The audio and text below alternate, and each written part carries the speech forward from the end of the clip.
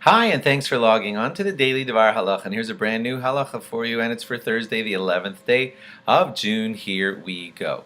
You only need to dip into the mikvah brand new dishes that you buy that are going to be dishes that are going to be directly used with food. Okay, so if you buy yourself a new shovel, let's say, that's not going to come into contact with food, then of course no dipping of those shovels or stuff like that needs to go in the mikveh.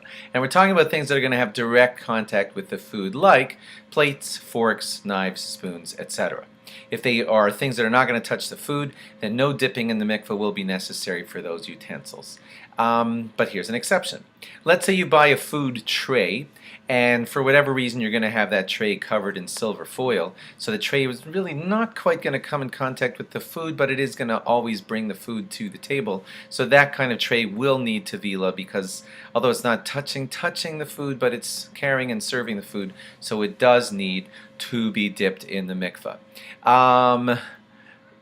Let's say the utensil is used with edible food and it makes the food edible. So then does it need tefillah? An example will make it much clearer. Like, let's say a frying pan. You put into the frying pan the raw scrambled eggs, but when you're done, you have edible scrambled eggs. So in that type of situation, it makes the food into edibles, and it does come in contact with that edible food when it makes it into edible. So that kind of situation, like a frying pan, does need dipping in a mikveh after you buy it from a store.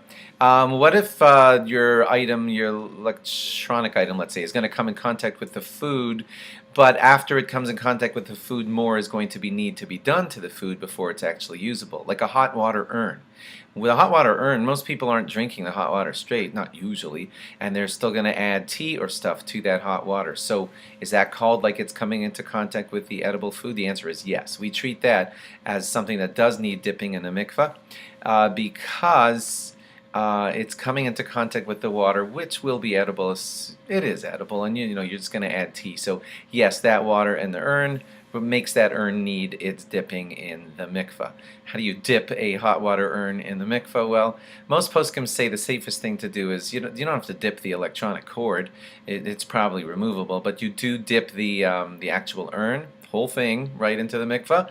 Take it out of the mikveh, give it time to dry so you won't cause yourself any damage when you plug it in, and after it's good and dry, maybe with a hot water, a blow dryer to help dry it off, and then after it's all dry, then a day or two later you can use it. Should plug in, should work regularly and everything.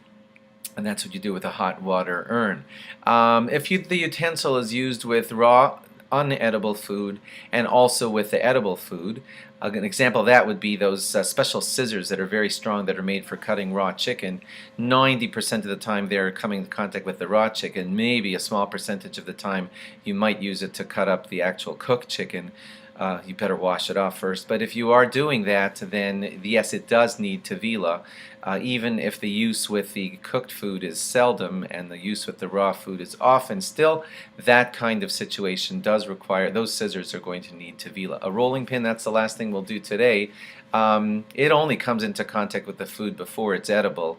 So according to this rule that we just stated, it really wouldn't need a tevila, but the Taz says that we do have the custom to dip rolling pins, that roll out dough, that we do dip them in the mikveh. That's what the Taz says. Just a custom and good custom to keep. Thanks for logging on, and log on again tomorrow for more. Hey, but just please do remember that wooden rolling pins don't need tevila because wood doesn't need tevila, but if it's some other material and it requires tevila because of its material, then that rolling pin, the Taz says, you should dip in a mikveh. Thanks for logging on. Log on again tomorrow for more. Bye-bye.